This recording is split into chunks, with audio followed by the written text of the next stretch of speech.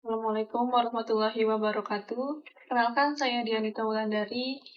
Pada video kali ini, saya akan menjelaskan langkah-langkah menjelaskan soal luas akuntansi 2 yang terdiri dari soal persediaan dan penyusutan aset tetap. Soal pertama, persediaan. Sebelum masuk lebih jauh, kita harus tahu dulu bagaimana sih proses persediaan itu. Jadi simpelnya, mau pakai metode apapun yang namanya metode pencatatan persediaan, itu semua sama. Dalam arti, akan ada barang masuk, akan ada barang keluar, dan akan ada sisa stok terakhir.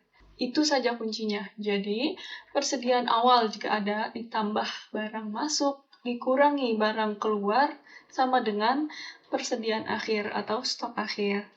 Jika kita sudah mengerti konsep dasarnya ini, nanti kita akan lebih mudah untuk pakai metode apapun. Langsung saja studi kasusnya, PT Demi adalah perusahaan dagang yang bergerak dalam penjualan komputer dan aksesorisnya. Dalam pencatatan dan penilaian persediaan barang, perusahaan menggunakan sistem perpetual. Berikut ini informasi mengenai transaksi-transaksi salah satu barang dagang yang dimiliki perusahaan selama bulan April. Nah, sekarang kita akan masuk ke metode FIFO. Diketahui persediaan pada tanggal 1 April sejumlah 50 unit dengan harga 2.000 per unit. Kita masukkan ke dalam tabel pada tanggal 1, keterangan saldo awal. Kita masukkan ke dalam kolom saldo dengan kuantiti 50 unit di harga per unit 2.000 sejumlah 100.000. Pada tanggal 3 April, terjadi pembelian barang dagang sejumlah 150 unit di harga per unit 1.250.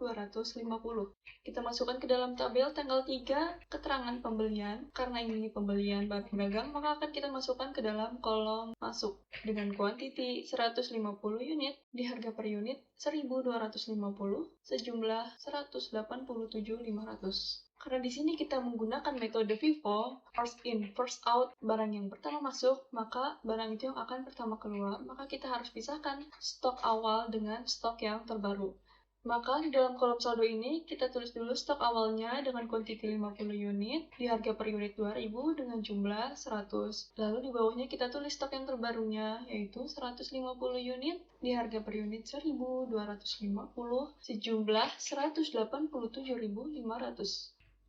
Pada tanggal 5, terjadi penjualan barang dagang sejumlah 175 unit di harga per unit 3.200. Kita masukkan ke dalam tabel tanggal 5, keterangan penjualan. Kita masukkan ke dalam kolom keluar karena ini merupakan penjualan barang dagang. Nah, karena di sini kita menggunakan metode FIFO, yaitu first in, first out. Barang yang pertama masuk, maka barang itu yang akan pertama keluar. Maka kita akan pakai stok awal terlebih dahulu. Kita akan masukkan kuantitinya 50 unit di harga per unit 2.000 dengan jumlah 100.000.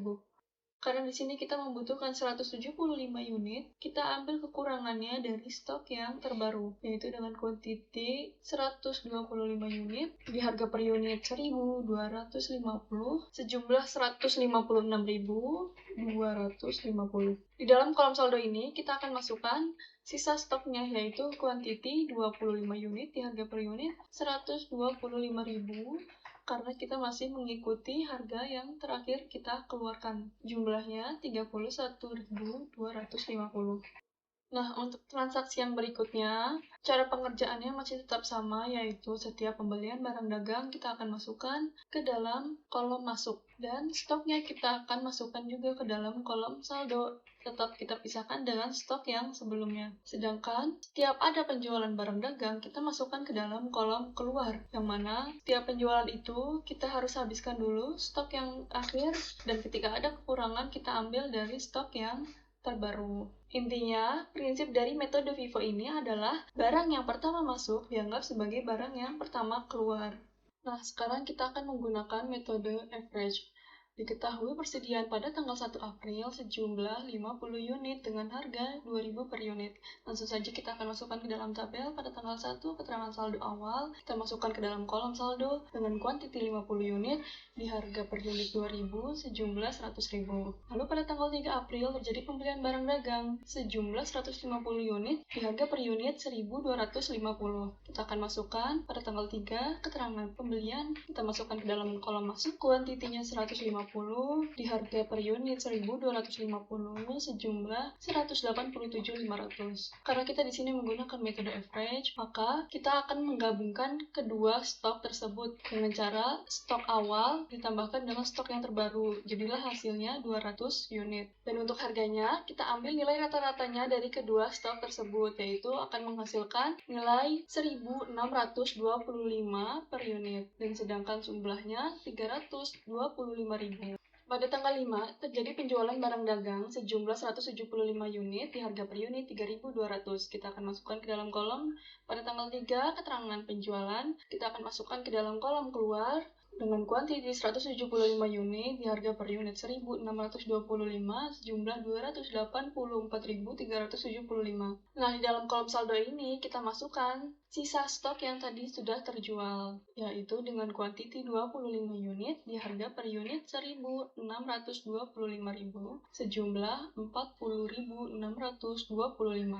Pada tanggal 6, terjadi pembelian barang dagang sejumlah 175 unit di harga per unit 1.500. Kita masukkan pada tanggal 6 keterangan pembelian, kita masukkan ke dalam kolom masuk dengan kuantiti 175 di harga per unit 1.500 sejumlah 262.500. Nah, di dalam kolom saldo ini kita masukkan stok yang akhir ditambah stok yang terbaru, yaitu hasilnya 200 unit di harga per unit 1.563 unit dari hasil nilai rata-rata keduanya dan sejumlah 312.500. Nah, untuk transaksi yang berikutnya, kita tetap menggunakan metode yang sama seperti yang sebelumnya, di mana setiap ada barang masuk, kita gabungkan stok akhir dengan stok yang terbaru. Dan setiap ada pembelian, kita hitung harga rata-rata barunya dengan membagi total nilai persediaan dengan jumlah unit yang tersedia. Harga rata-rata tersebut kita gunakan sebagai harga pokok ketika terjadi penjualan. Nah, dari metode average ini diperolehlah hasil persediaan akhir sebesar 1.570.000 unit, sedangkan untuk beban pokok penjualannya sebesar 2.915.615. Dari hasil tersebut, terlihat bahwa nilai BPP metode average lebih besar dibanding metode FIFO. Hal ini disebabkan karena metode average menggunakan harga rata-rata persediaan, sedangkan metode FIFO menggunakan harga yang pertama kali masuk sebagai harga yang pertama dijual. Soal berikutnya kita akan membahas aset tetap. Studi kasusnya, PT Abadi membeli mesin dengan harga 150 juta, faktur pembeliannya dengan potongan sebesar 7.500. Dalam pembelian mesin tersebut terdapat biaya-biaya seperti biaya pengangkutan 7.500, biaya pajak 15 juta, biaya pemasangan 3 juta, dan biaya asuransi 4.500. Ditaksir umur ekonomis mesin tersebut adalah 5 tahun dengan nilai sisa 10 juta. Diminta hitunglah beban penyusutan, akumulasi, dan nilai buku mesin tersebut dengan menggunakan metode garis lurus, jumlah angka tahun, dan saldo menurun berganda, dan buatlah jurnal yang diperlukan. Yang pertama, kita akan menghitung harga perolehan mesin.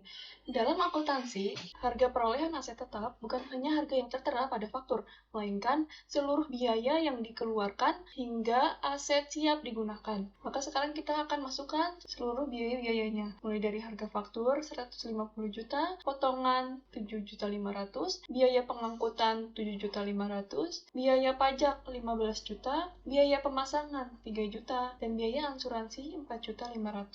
Jika ditotal, maka akan didapat harga perolehan mesin sebesar 172.500. Sebelum menghitung penyusutan, kita lihat dulu di soal. Ditaksir umur ekonomis mesin tersebut adalah 5 tahun dengan nilai sisa 10 juta. Data ini yang nanti akan menjadi dasar untuk menghitung penyusutan dengan 3 metode yang diminta. Langsung saja kita masuk ke metode yang pertama, yaitu metode garis lurus. Rumusnya, beban penyusutan sama dengan harga perolehan dikurangi nilai sisa dibagi tahun umur mesin, sama dengan 172.500 dikurangi 10 juta dibagi 5 tahun sama dengan 32.500. Sekarang kita akan mengisi kolom penyusutan. Karena kita di sini menggunakan metode garis lurus, maka setiap tahunnya nilainya tetap yaitu 32.500.000. Selanjutnya menghitung akumulasi penyusutan. Pada tahun pertama, akumulasi penyusutannya 32.500.000. Pada tahun kedua, bertambah menjadi 65.500.000. Pada tahun ketiga, bertambah menjadi 90.500.000. Pada tahun keempat, bertambah lagi menjadi 130 juta. Dan pada tahun kelima, menjadi 162.500.000. Intinya, akumulasi penyusutan ini adalah beban penyusutan yang terus bertambah setiap tahunnya. Sekarang kita akan menghitung nilai buku akhir. Nilai buku akhir di 0 tahun ini kita ambil dari harga perolehan mesin. Lalu di tahun pertama, nilai buku akhir ini kita kurangi beban penyusutan, yaitu beban penyusutannya 32.500.000. Hasilnya menjadi 140 juta. Di tahun kedua, bertambah lagi bebannya 32.500 menjadi 107.500. Karena ini menggunakan metode garis lurus, maka bebannya setiap tahunnya sama. Maka didapatlah hasil buku akhir di tahun kelimanya menjadi 10 juta. Yang mana nilai 10 juta ini sama dengan umur ekonomis mesin yang sudah ditentukan. Sekarang kita buatkan jurnalnya. Akun beban penyusutan mesin kita masukkan ke dalam saldo, yaitu 32.500.000 karena merupakan beban perusahaan. Sedangkan akun akumulasi penyusutan mesin kita masukkan ke dalam kredit sebesar 32.500.000 karena ini merupakan akun kontra aset yang berfungsi mengurangi nilai buku mesin di laporan keuangan. Sekarang kita akan menghitung penyusutan menggunakan metode jumlah angka tahun. Langkah pertama, kita akan menghitung angka tahunnya. Karena umur ekonomis mesinnya 5 tahun, maka 5 tambah 4 tambah 3 tambah 2 tambah 1 sama dengan 15. Angka 15 ini yang akan menjadi penyebut dalam perhitungan penyusutan. Untuk menghitung beban penyusutan, rumusnya sisa umur dibagi angka tahun dikali harga perolehan dikurangi nilai sisa. Pada tahun pertama, beban penyusutannya 54.166.667. Rumusnya, sisa umur 5 tahun dibagi angka tahunnya 15 dikali harga perolehannya 172.500 dikurangi nilai sisanya 10 juta. Di tahun kedua, beban penyusutannya menjadi 43.333.333, yaitu rumusnya sisa umur 4 tahun dibagi angka tahun 15 dikali harga perolehan 172.500 dikurangi nilai sisa 10 juta. Di tahun ketiga, beban penyusutannya menjadi 32.500.000. Rumusnya, sisa umur 3 juta dibagi 15 juta dikali 172.500 dikurangi 10 juta. Di tahun keempat, nilai penyusutannya menjadi 21.666.667. Rumusnya, sisa umur 2 tahun dibagi angka tahun 15 dikali harga perolehan 172.500 dikurangi nilai sisa 10 juta. Dan di tahun kelima, beban penyusutannya menjadi 10.833.333, yaitu rumusnya sisa umur 1 tahun dibagi angka tahun 15 dikali harga perolehan 172.500 dikurangi nilai sisa 10 juta. Nah, sekarang untuk menghitung akumulasi penyusutannya, yaitu diambil dari beban penyusutan setiap tahunnya. Tahun pertama beban penyusutannya 54.166.000, maka di beban penyusutannya kita tulis 64.166.667. Pada tahun kedua, beban penyusutannya 43.333.333. Maka akumulasi penyusutannya jadi bertambah menjadi 97.500. Pada tahun ketiga, beban penyusutannya 32.500, maka beban akumulasinya bertambah menjadi 130 juta. Pada tahun keempat, beban penyusutannya 21.666.667, maka akumulasi penyusutannya menjadi 151.666.667. Pada tahun kelima, beban penyusutannya 10.833.333. Akumulasi penyusutannya bertambah menjadi 162.500.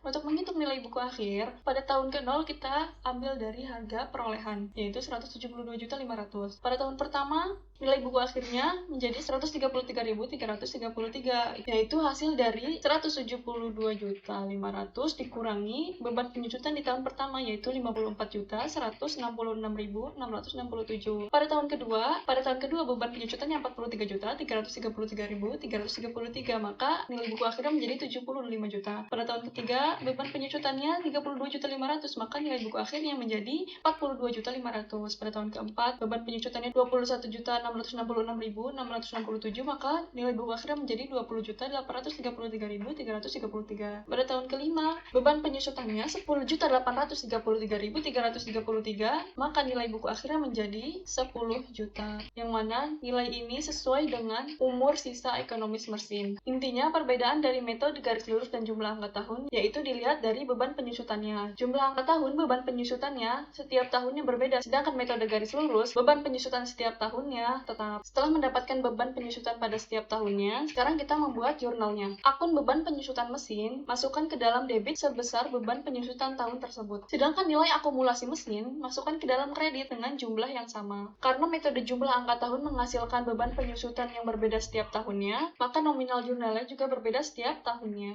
Sekarang kita akan menghitung penyusutan menggunakan metode saldo menurun berganda. Rumusnya, tarif sama dengan 2 kali 1 dibagi umur mesin dikali 100% sama dengan 2 dikali 1 dibagi 5 tahun dikali 100% sama dengan 40%. Maka tarif setiap tahunnya yaitu 40%. Beban penyusutan di tahun pertama yaitu 69 juta. Rumusnya, nilai buku akhir dikurangi 40%. Hasilnya di tahun pertama yaitu 69 juta. Akumulasi di tahun pertama diambil dari beban penyusutan yaitu 69 juta. Nilai buku akhirnya 103.500. Diambil dari nilai buku akhir di 0 tahun dikurangi 69. Lalu pada tahun kedua beban penyusutannya 41.400 yaitu rumusnya 103.500 dikali 40%. Pada tahun kedua beban penyusutannya dihitung juga dari nilai buku akhir dikali 40%. Maka hasilnya 41.400. Akumulasi penyusutan diambil dari total beban penyusutan tahun ini dengan tahun-tahun sebelumnya. Di tahun kedua ini akumulasi penyusutannya 110.400. Nah, nilai buku akhir ini diambil dari nilai buku akhir periode sebelumnya dikurangi beban penyusutan yang hasilnya 62.100. Nah, untuk tahun-tahun berikutnya sama metodenya hingga di tahun kelima nanti nilai buku akhirnya menjadi 13.413.600. Setelah memperoleh beban penyusutan setiap tahunnya, kita buat jurnalnya. Beban penyusutan mesin kita masukkan ke dalam debit karena merupakan beban perusahaan. Sedangkan akun akumulasi penyusutan mesin kita masukkan ke dalam kredit dengan jumlah yang sama karena merupakan akun kontra aset yang mengurangi nilai buku mesin di laporan keuangan. Jadi kesimpulannya yang membedakan dari ketiga metode ini yaitu pada metode garis lurus, beban penyusutan setiap tahunnya tetap. Sedangkan pada metode jumlah angka tahun, beban penyusutan setiap tahunnya berbeda. Pada tahun pertama, beban penyusutan paling besar di tahun pertama, kemudian semakin mengecil setiap tahunnya. Sedangkan metode menurun berganda, beban penyusutannya dihitung berdasarkan nilai buku akhir dengan tarif tetap 40%. Beban penyusutannya dihitung berdasarkan nilai buku awal dengan tarif tetap 40%. Sehingga nilai penyusutannya juga semakin kecil setiap tahunnya. Demikian penjelasan mengenai cara pengerjaan soal UAS akuntansi 2 yang saya kerjakan. Terima kasih atas perhatiannya. Wassalamualaikum warahmatullahi wabarakatuh.